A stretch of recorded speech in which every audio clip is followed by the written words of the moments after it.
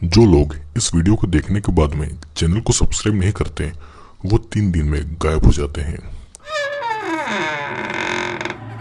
दोस्तों, आज मैं एक ऐसी मूवी एक्सप्लेन करने जा रहा हूँ जिसमें कुछ लोग एक ऐसी कंडीशन में फंस जाते हैं जहाँ पर इंसान खुद को बचाने के लिए एक दूसरे को खाने के लिए भी राजी हो जाते हैं। तो आइए देखते हैं मूवी में आगे।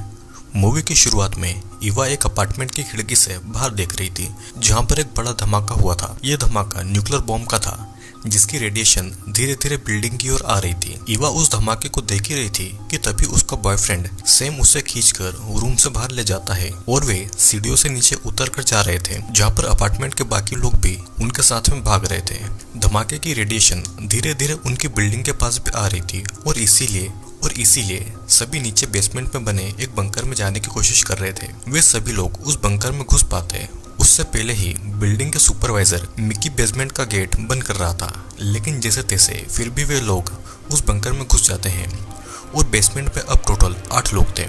यहाँ पर मिकी सभी को ये बोलता है क्योंकि वो बिल्डिंग का सुपरवाइजर है तो सभी को उसकी बातें माननी होगी।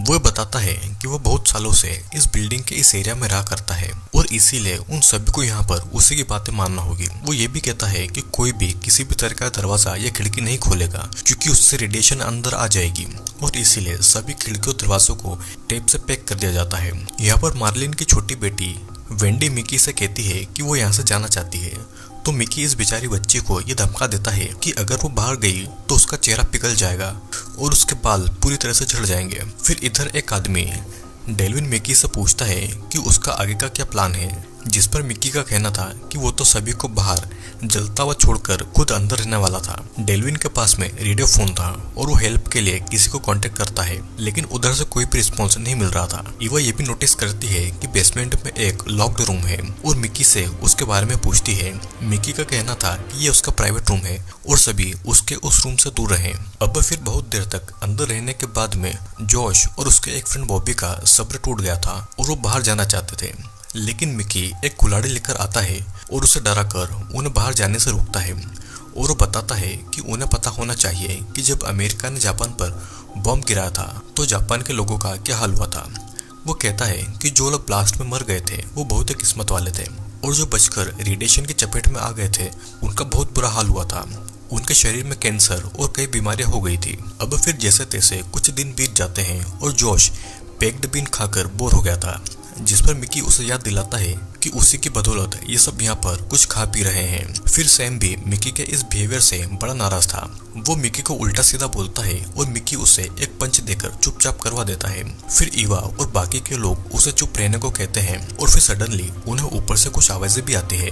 उन्हें लग रहा था कि शायद ऊपर कोई रेस्क्यू टीम आई है, लेकिन मिकी को कुछ अजीब लग रहा था। वो सभी को चुप रहकर लाइट्स को ऑफ करने को कहता है। फिर कुछ देर के बाद दरवाजे के उस पार वाले लोग उस दरवाजे को काट रहे थे। फिर गेट के पूरी तरह से कटने के बाद में कुछ सोल्जर्स गैस मास्क लगाकर अंदर आते हैं। उनमें से एक सोल्जर मर्लिन की छोटी बेटी वेंडी को पकड़कर आइसोलेशन बैग में डाल देता है और वो सभी उस बच्ची को ले जा रहे थे। जब मर्लिन उसे रोक रही थी तो वो उसे धक्का दे देते हैं और बॉबी उन्हें रोकने के लिए उन पर टेबल फेंकता है ताकि उससे उनका ध्यान भटके और वे सभी बाहर जा सके। लेकिन वो सोल्जर जोश के ब्रदर एड्रियन के शोल्डर पर अपने गन से गोली मार देता है, जिससे कि एड्रियन घायल हो गया था। सोल्जर फिर ये भी देखते हैं कि इवा बाथरूम में छुप रही है और इतने में पीछे से डेल्विन उस सोल्जर को रॉड से मार देता है।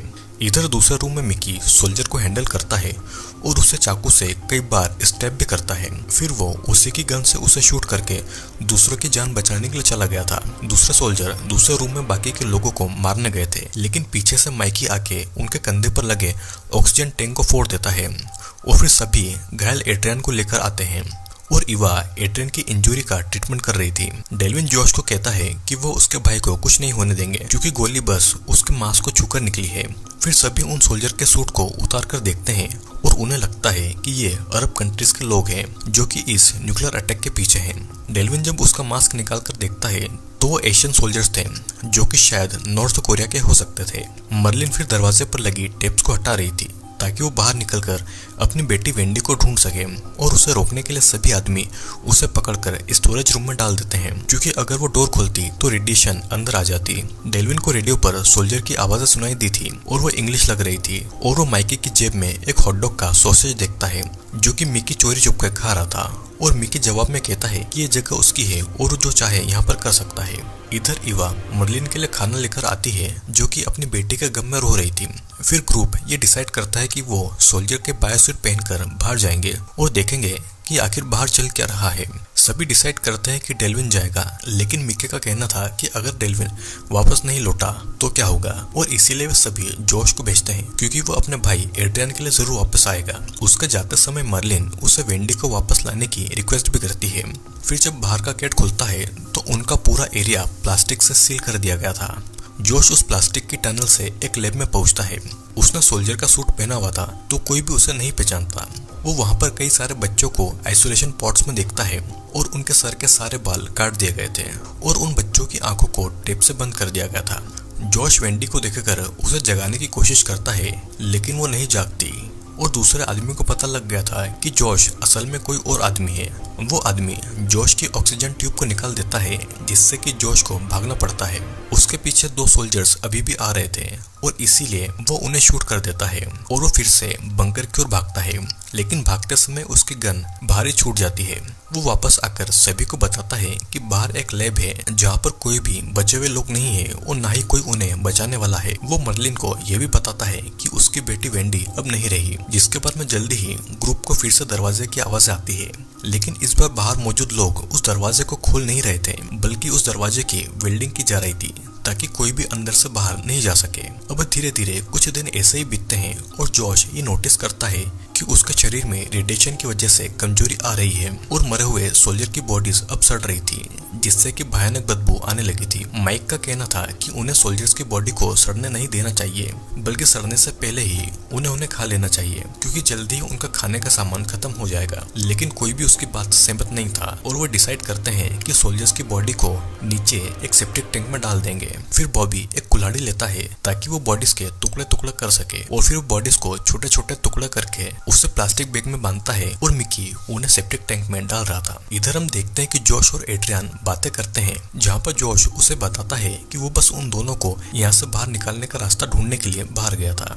फिर बाकी का ग्रुप मिकी के रूम में घुस जाता है, जहाँ पर पेपर की कटिंग चिपकी हुई थी जिसमें अमेरिका में हुए आतंकी हमले की पिक्चर्स थी और मिकी की पिक्चर्स भी थी, जिससे पता लग रहा था कि वो एक फायर फाइटर था। तो सभी को अपने रूम में देखकर गुस्सा हो गया था और दूसरी तरफ मर्लिन और बॉबी एक रूम में इंटीमेट हो रहे थे और मर्लिन को बॉबी के साथ देखकर उसे लग रहा था कि मर्लिन वेंडी के जाने से दुखी है और इसीलिए वो अपना दुख मिटाने के लिए ऐसा कर रही है। लेकिन मर्लिन इवा को भी कहती है कि वो सभी लोग मर जाएंगे और उससे पहले वो किसी के साथ में इंटीमेट हो जाए और इस बात से इवा नाराज होकर रूम में चली जाती है। यहाँ पर अब उनका खाना धीरे धीरे खत्म हो रहा था और वो देखते हैं कि सिर्फ मिकी ही है जिसका वजन कम नहीं हुआ था। सभी को उस पर शक होता है कि वो कुछ न कुछ जरूर छुपा रहा है। जोश एड्रियन से दरवाजा खोल के बाहर जाने को कहता है, लेकिन दरवाजा तो बाहर से वेल्डिंग था। फिर एक दिन डेल्विन अपने पास से एक टीजर गन निकालता है और मिकी के रूम में जाने की कोशिश करता है और इवा उसे जाता हुआ देख लेती है। वो धीरे धीरे मिकी के पीछे जाता है और डेल्विन मिकी को एक सीक्रेट रूम से आता हुआ देख लेता है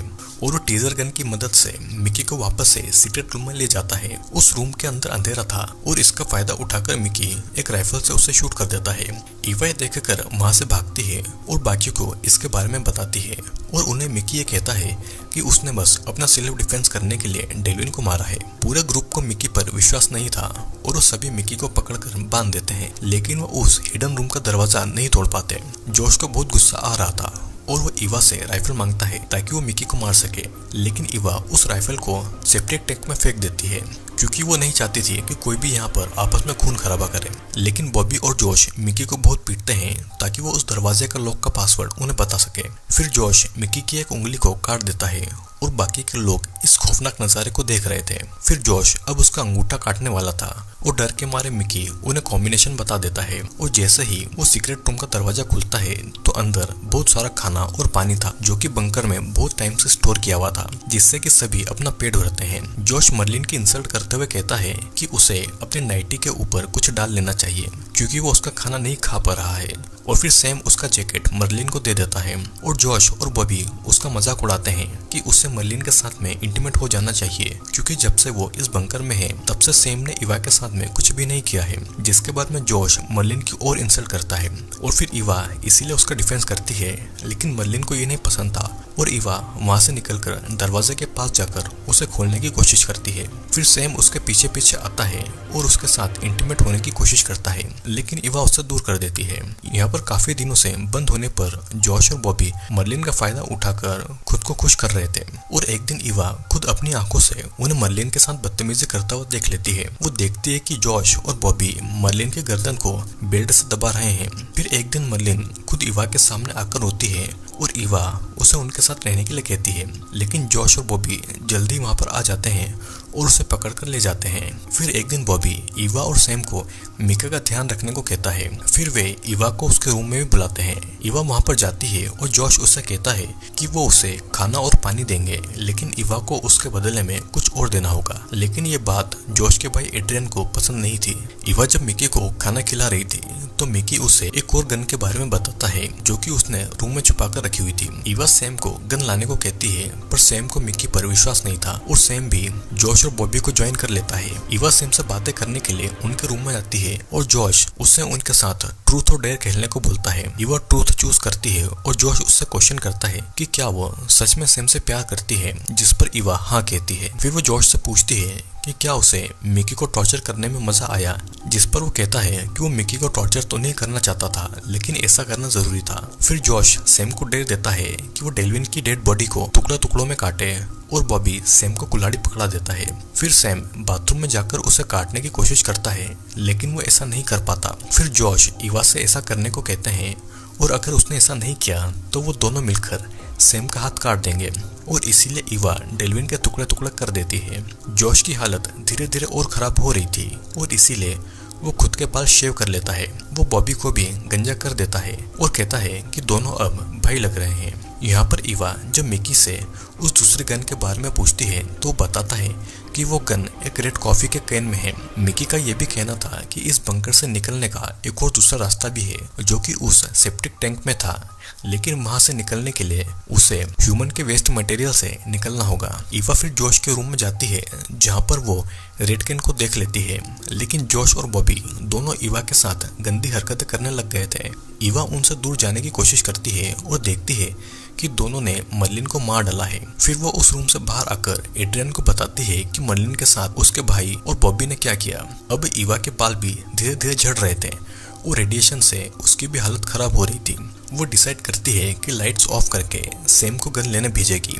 बॉबी लाइट्स चेक करने जाता है और सैम जॉश का ध्यान भटकाता है जिससे कि इवा उसके रूम में घुस जाए, जहाँ पर इवा जॉश को सेड्यूस करके दूसरे रूम में ले जाती है। इधर सैम ऐसे प्रिटेंड कर रहा था जैसे कि वो वॉशरूम जा रहा है और बॉबी को उस पर शक हो गया था, इसीलिए वो सीक्रेट रूम में घुस रहा था, लेकिन बॉबी ने उसका लॉक चेंज कर दिया था। सैम का कहना था कि उसे जोर से भूख लगी है, लेकिन बॉबी उसे पकड़कर उसके भी सर के आधे बाल काट देता है। इधर जॉश इवा के साथ इंटीमेट होने की कोशिश कर रहा था। इवा जब उसे रोकती है तो वो उसे जोर से पंच कर देता है। फिर इधर सैम कॉफी के बॉक्स तक पहुंच गया था और जब वो उसे उठा रहा था तो उससे गलती से वो गन जमीन पर गिर जाती है। बॉबी भी उस गन को देख लेता है और उसे उठाने की कोशिश करता है, लेकिन सैम उसके सर पर मार के वो गन उठा लेता है। इधर जॉश इवा को पीट रहा था और खुद को छुड़ाने के लिए इवा एक पेंसिल उठा लेती है और उसे जॉश के सिर में घुसा देती है। वो भागने की भी कोशिश करती है, लेकिन जॉश उसे पकड़ लेता है। वो उसे मारने ही वाला था, लेकिन एड्रियन वहां पर आकर अपने भाई जॉश से इवा को छुड़वाता है, लेकिन जॉश एड्रियन को गिरा के फिर से इवा के पीछे चला गया था। दोनों फिर हॉल में आते हैं जहाँ पर सैम बॉबी को गन से शूट करने की धमकी दे रहा था और इवा सैम को गन एड्रियन को देने को कहती है। सैम बहुत ज्यादा परेशान हो जाता है और वो एड्रियन को ही शूट कर देता है। फिर बॉबी उससे गन छुड़ाता है और जॉश को बहुत पीटता है, जिसके बाद बॉबी गन को सैम के ऊपर पॉइंट करता है और फिर वो उसे जॉश की ओर एम कर देता है। बॉबी उसे मारता उससे पहले इवा टीन के कैन के ढक्कन से बॉबी का गला काट देती है। फिर जॉश इवा को गिरा के अपने मरते हुए भाई एड्रियन के पास आता है और इवा मौका देखकर गन उठाती है और वो मिकी को खोल देती है। जोश उन्हें मारने के लिए आ रहा था, लेकिन मिकी उसके पेट में शूट कर देता है। फिर जोश एक लैंप लेके वहां से निकलने की कोशिश कर रहा था और मिकी उससे पूछता है कि क्या उसने जो किया वो सही था, और गिल्ट के मारे जोश खुद को लैंप से आग लगा लेता है। मिकी और सैम आग बुझाने की कोशिश करते हैं, क्योंकि अगर आग नहीं बुझी तो सभी के सभी अंदर ही जल के मर जाएंगे। और दोनों आग बुझा रहे थे और इतने में इवा मौका देखकर वहां से भागकर दूसरे रूम में आ जाती है और दरवाजा लॉक करके उन सोल्जर के बायोसूट पहन लेती है। मिकी और सैम दरवाजा खोलने के लिए कह रहे थे, लेकिन इवा ढेर सारा खाना और पानी लेकर एक फ्लेयर उस टैंक में डालती है। मिकी इवा से कह रहा था कि वो उन्हें मरता नहीं छोड़े, लेकिन इवा उसको और अपने बॉयफ्रेंड को इग्नोर करके उस टैंक में कूद जाती है, जिसमें पूरी बिल्डिंग के लोगों की गंदगी थी। और इधर मिकी हार मानकर जमीन पर बैठ जाता है और आग पूरे बंकर में फैल गई थी। और फिर मिकी अपने फैमिली की पिक्चर्स को देखकर स्माइल करता है। इवा जब बाहर आती है तो देखती है कि पूरा शहर बर्बाद हो गया है। वो जहाँ तक देखती है वहाँ तक तबाही मची हुई थी, ना कोई इंसान जिंदा था और ना ही कोई उन्हें बचाने आने वाला था। और इसी के साथ में ये मूवी यहीं पर एंड होती है। आई होप दोस्तों यू एंजॉयड द वीडियो, और अगर आपको ये वीडियो अच्छा लगा हो तो नीचे कमेंट करके मुझे ज़रूर बताना। और हाँ, अगर आपको हॉरर स्टोरीज पसंद है तो वो मैंने अपलोड कर रखी है, तो आप जाके उन हॉरर स्टोरीज को भी देख सकते हैं। तो अब हम मिलेंगे अगले वीडियो में।